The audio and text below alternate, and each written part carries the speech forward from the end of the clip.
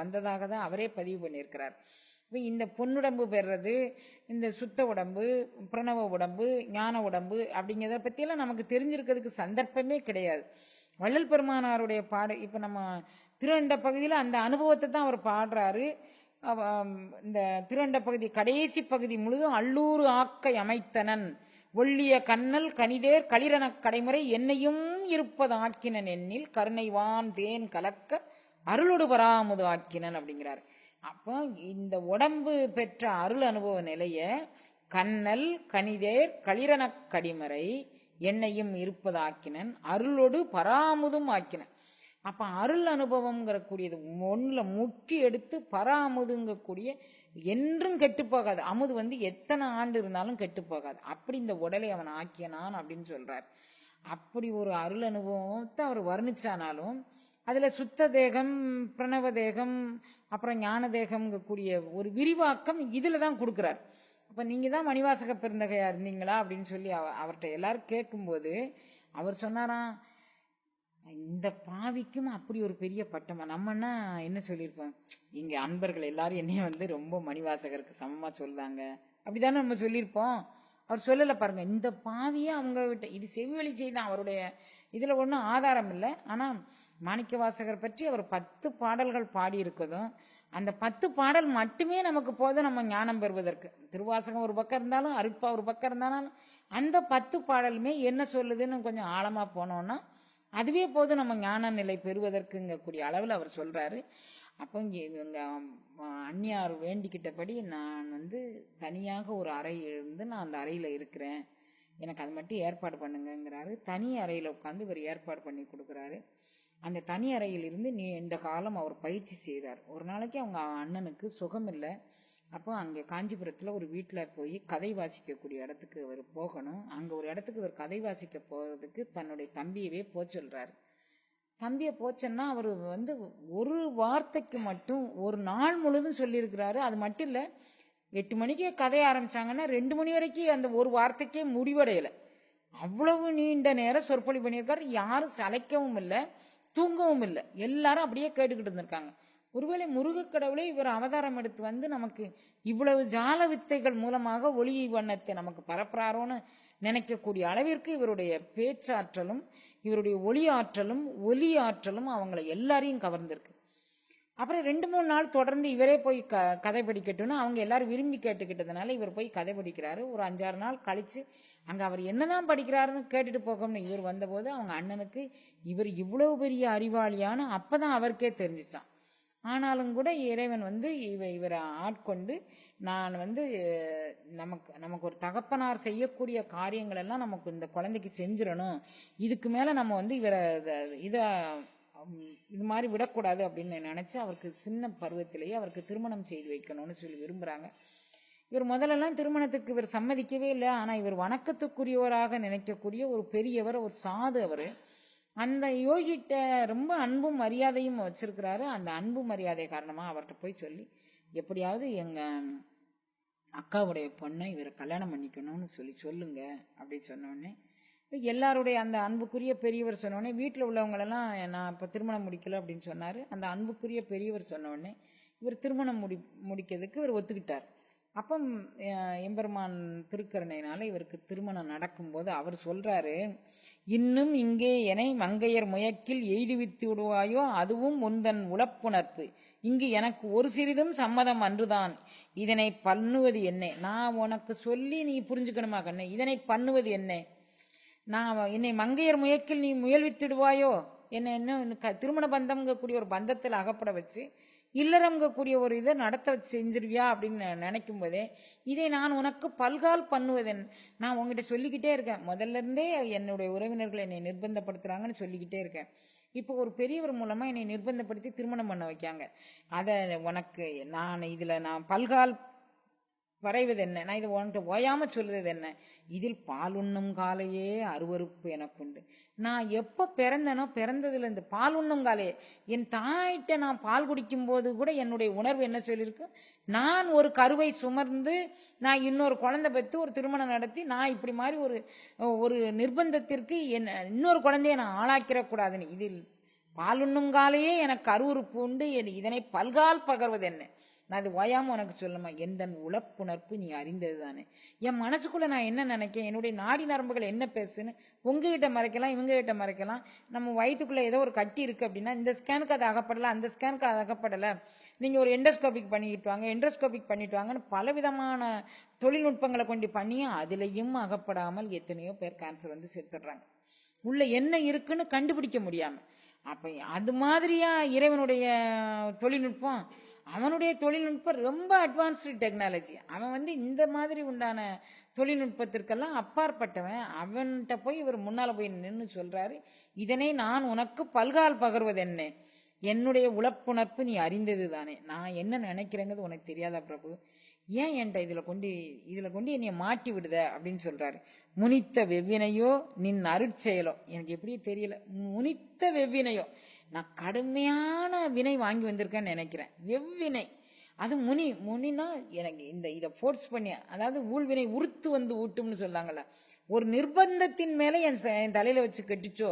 இப்போ இதெல்லாம் நம்ம படிக்கும்போது நம்மளுடைய மனச்சம்மதம் இல்லாமல் சில காரியங்கள் நடக்கும்போது இந்த அருளாளர்களுடைய கதைகளை நம்ம நினைச்சு பார்க்கணும். ஓ, வள்ளல் பெருமானார் வந்து முனித்த வெவ்வினையோ மற்ற உந்தன் உள்ள சம்மதமோன்னு கேட்கிறாரு. அப்ப ஏதோ ஒரு வினைப்பதிவு எனக்கு இருந்து இந்த சூழ்நிலையில என்னை படைச்சிருச்சோ. நின் அருட்செயலோ தெரிந்திலேன், மோகமேல் இன்றி தனித்தனி ஒரு சார் மடந்தையர் தமக்குள் ஒருத்தியை கைதொட சார்ந்தேன்.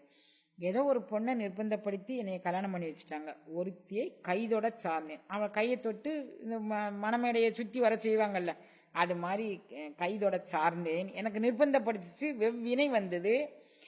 குனித்து மற்ற அவளை தொட்டன நன்றி கலப்பிலேன், மற்ற இது குறித்து பணித்தனன் நினைத்ததோறும் உள் உடைந்தேன், பகர்வது என் எந்த நீ அறிவாய். நான் திருமணம் பண்ணி அவளுக்கு கல்யாணம் பண்ணிட்டேன், அந்த உயிர் என்ன நினைக்கும், நான் நிர்பந்தம் இல்லாம ஓடி இருக்கலாம் தானே. இன்னொரு உயிரை நான் கல்யாணம் பண்ணி வச்சேன், அந்த உயிர் இதே மாதிரி இந்த திருமண வாழ்க்கையில ஈடுபாடு இல்லாம இருந்தேன். அந்த காலத்துல பெண்களுக்கு எவ்வளவு சுதந்திரம் இருந்ததுன்னு அவருக்கும் தெரியும் தானே. அப்ப எனக்கு நிர்பந்தப்படுத்தி நான் திருமணம் பண்ணிக்கிட்டேன், அந்த உயிர் என்ன நினைக்குன்னு எனக்கு தெரியாது. அப்ப நான் இது உன்னுடைய திருவுள்ள சம்மதமா வெவ்வினையா எனக்கு எதுவும் தெரியல. நான் அவளை கைதொட சார்ந்ததை நன்றி கலப்பிலேன், நான் அவளை சேர்ந்து வாழல அப்படின்னு அவரே நொந்து பாடுறார். நான் இன்னொரு பெண்ணுக்கு நான் ஏதோ ஒரு வகையில் நான் ஊழ் நினைஞ்சிட்டேன். இதை பின்னால ஒரு பாடல்ல அவர் பாடுறாரு. நான் முதல்ல தாய் தடை என்றேன். நான் இந்த எல்லாத்தையும் திறந்துட்டு இந்த வெட்ட வெளி அனுபவத்தோடு அப்படியே கரைஞ்சு கரைஞ்சு கரைஞ்சு கரைஞ்சு ஒன்றுமே இல்லாமல் போகணும்னு நினச்சேன். அதுக்கு என்னுடைய கடப்பாடு ஒன்று இருந்தது, அதுக்கு தாய் தடை என்றேன். அவங்க கணவன் இல்லாமல் என்னை வளர்த்துருக்குறாங்க, அவங்களுக்கு நான் ஏதோ ஒன்று செய்யணும்னு நான் விரும்புகிறேன். அப்போ தாய் தடை என்றேன், அது நடக்கலை. தாரம் தடை என்றேன், அதுவும் நடக்கலை. எல்லா தடையும் தீர்த்து தொய்தடையும் தீர்த்து என் குருவே அப்படிங்கிறார்.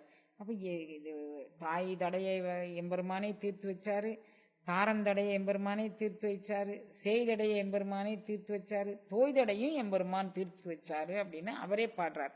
அப்ப எல்லா தடையும் தீர்த்த என் குருவே அப்படின்னு இறைவனை நோக்கி பாடுறாரு.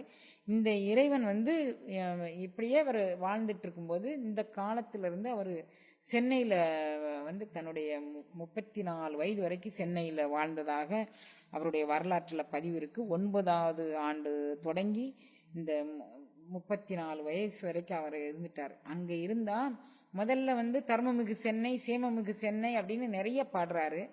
அதுக்கப்புறம் ரொம்ப நெருக்கமாக பழக பழக பாலும் புளிக்கும்னு ஒரு பழமொழி சொல்லுவாங்க. நெருங்கிய நண்பர்கள் அதிகம் பேர் வர வர வர வர இவருக்கு மனசு ரொம்ப குழஞ்சு போச்சு. அப்படி குழஞ்சு போன உடனே நம்ம இந்த சென்னையில் இருந்தோம்னா நம்மளை ஏதோ ஒரு செப்படி வித்தை காட்டுறவங்க மாதிரியும், நம்மளை சித்து விளையாட்டில் செய்ய சொல்றவங்க மாதிரியும் நம்மளை எப்படியாவது இவங்க கீழே இழுத்து விட்டுருவாங்க அப்படின்னு அவர் நினைச்சு அங்கிருந்து நம்ம சென்னையை விட்டு நம்ம விலகிறணும் அப்படின்னு அவர் நினைக்கிறாரு. அவரே ஒரு பாடல்ல சொல்றாரு, தேட்டிலே மிகுந்த சென்னையில் இருந்தால். எந்த அருளாளர்களும் அவங்க பிறந்த போது அவங்கள யாருமே புரிஞ்சுக்கிட்டது கிடையாது. அவங்க கிட்ட நம்ம போனோம்னா ஏதாவது ஒரு சித்து விளையாடல் பண்ணி ஏதோ ஒன்று நடத்தி தரணும்னு அவங்க விரும்புறாங்க. அவங்க போடுற உணவை சாப்பிட்டா உண்மையிலேயே நமக்கு அவங்களுக்கு எதுவும் ஒன்று செஞ்சு கொடுக்காம இருக்குது ஒரு கஷ்டமோ அப்படின்னு நம்மளும் நினைக்க வேண்டியது வரும். அப்போ நம்ம இதையெல்லாம் விட்டுட்டு நம்ம பரவழி அனுபவத்தை தேடி ஒரு ஆற்றங்கரையிலையோ குளத்தங்கரையிலையோ ஒன்றும் இல்லை, ஜனசந்தடி இல்லாத இடத்துல இருந்தா கட்டாயம் இறைவன் நம்மளை விட்டு எங்கும் விலக மாட்டான். நமக்கு உணவு தேவைன்னா உணவு தேவான், அருள் தேவைன்னா அருள் தேவான், பொருள் தேவைன்னா பொருள் தேவையான், எது தேவையோ அதை கொடுத்தவன் ஆட்கொள்வான். நமக்கு போகிறதுக்கு தைரியம் பத்தலை. என்னவோ இத்தை தின்று இங்கே கிடக்கணும் அப்படிங்கக்கூடிய ஒரு சந்தர்ப்ப சூழ்நிலையினால் நாம் இதுக்குள்ளே மாட்டிக்கிட்டோமே தவிர. ஆனால் அவர் அந்த காலத்தில் அவர் ஒரு தைரியமாக முடிவெடுத்தார். அங்கே சென்னையில் இருக்கும்போது தேட்டிலை மிகுந்த சென்னையில் இருந்தால் சிறுகுறும் என்று உளம் பயந்தேன். இந்த சென்னை வாழ்க்கை எனக்கு ரொம்ப கஷ்டமான வாழ்க்கை அப்படின்னு அவர் நினச்சி பார்க்குறாரு. எல்லா மக்களும் ரொம்ப கஷ்டப்படுத்துகிறாங்கன்னு சிறுகுறும் என்று உளம் பயந்து நாட்டிலே சிறிய ஊர்ப்புறங்களிலே நான் சின்ன சின்ன கிராமங்களில் போய் தங்கியிருந்தா ஜனங்களுக்கு நம்மளை பற்றி யாருன்னு அடையாளம் தெரியாமல் இருக்கும், அப்போ நம்ம அங்கே போகலாம் அப்படி சொல்லி அந்த சென்னையில் முதல்ல ஐயா பதிகம் பாடினது சென்னையில் தான். அது முதல் பதிகம் 31 பாடல்கள் கொண்டது. இந்த சண்முக மணி மாலை அப்படின்னு சண்முக துய்யமணி உன்முக செய்வமணி அப்படி அவர் முடிக்கிறார் பாருங்க. அந்த பாடல் 31 பாடல்களையும் அந்த கடைசி 2 வரியை எடுத்துட்டோன்னா எந்த சமயத்தவர் பாடினானாலும் அது அவங்கவங்க சமயத்து தேவர்களை வணங்குற மாதிரி தான் இருக்கும். அது தனியா இந்த கடவுள் தான் நான் சொன்னேன், இந்த கடவுள் தான் நான் சொன்னேன்னு அவர் எந்த இடத்துலையுமே சொல்லலை. அவர் இன்னொரு உறுதிப்பாடா என்ன சொல்றாரு, என்னை சிறுமை பற்றாதுங்கிறதுக்கு ஒரு உறுதி அளிக்கிறாரு. யாரெல்லாம் சரணாகதி அடைஞ்சு இறைவனை வணங்குறாங்களோ அவங்களுக்கு வன்பெரு நெருப்பினை புன்புழு பற்றுமோ, வானை ஒரு மான் தாவுமா. இங்க இந்த அகண்ட விஸ்வமான வானவெளியை ஒரு மான் தாவி பிடிச்சு நான் பிடிச்சுக்கிட்டோம்னு போயிடுச்சு.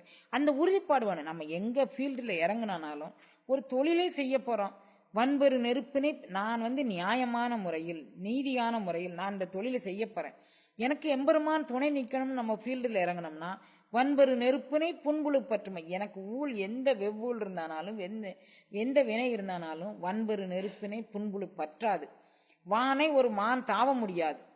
அப்போ அப்படி மாதிரி ஒரு வலிய பெரிய பெரிய மலைகளை ஒரு சிறகினால் அசைக்க முடியுமா? ஒரு இத்தினூண்டு ஒரு போய் நான் பெரிய மலையை அசைச்சிடறேன். நம்மகிட்ட உறுதிப்பாடும் அசைக்காத நம்பிக்கையை நம் தலைவன் மேல் நாம் கொண்டோமானார், நம்ம குரு மேல நம்ம கொண்டோமானார், நாம் வணங்கிய இஷ்ட தெய்வத்தை நாம் கொண்டோமானார் கட்டாயம் இவைகள் எதுவும் நம்மளை செய்யாது. அதனால நம்ம இந்த ஊரை விட்டு ஒரு சிறிய ஊருக்கு நம்ம போயிடுவோம். நமக்கு பிழைப்புக்கு என்ன, தங்குமிடம் என்ன, நமக்கு எது சுகஜீவனமான, அவர் எதை பத்தியுமே அவர் நினைக்கல. அவர் இந்த உறுதிப்பாட்டிலே எம்பெருமான் முன்னால் அவர் பார்க்குறாரு, நான் இதை என்னால் எதுவுமே செய்ய முடியாது. நான் எம்பெருமான்ட்டு அவர் கேட்கறத பாருங்க, நான் பரமேது வினை செய்யும் பயனேது பதியேது பசுவேது பாசமேது பரமேது தவமேது விரதமேது ஒன்றுமில்லை, மனம் விரும்ப உணவுண்டு நல் வஸ்திரம் அணிந்து மடமாதர்தமை நாடி நடுமரல்